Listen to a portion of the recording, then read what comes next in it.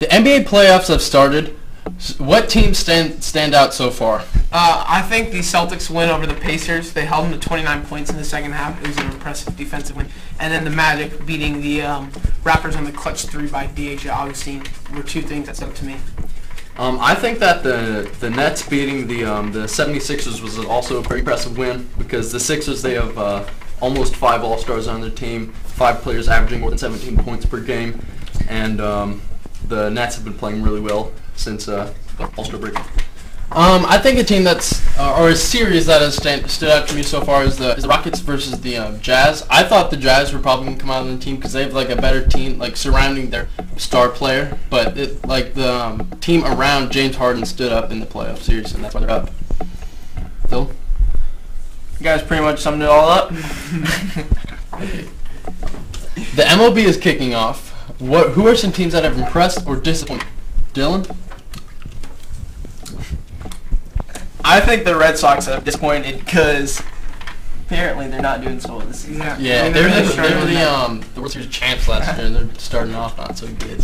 Yeah, I think the Phillies have been pretty good so far. They've really made some big improvements from last year with the guys like Bryce Harper and Real Muto, so they've gotten off to a good start. I think the Mariners have also gotten off to a really good start because their pitchers have been going like 6 innings and giving up a lot of runs, but their offense has been hitting a lot of home runs and getting on base a lot.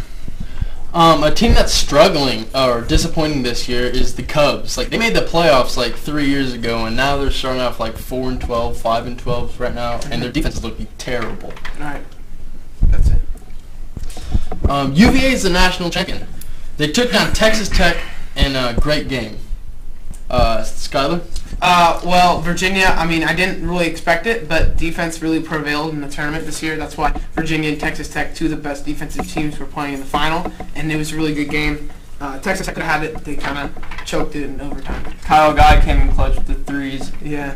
I think that I also didn't think that they were going to make it that far in the playoffs or the March Madness tournament because I thought their shooting was going to die down a little bit, but their shooters stayed hot. Mm-hmm.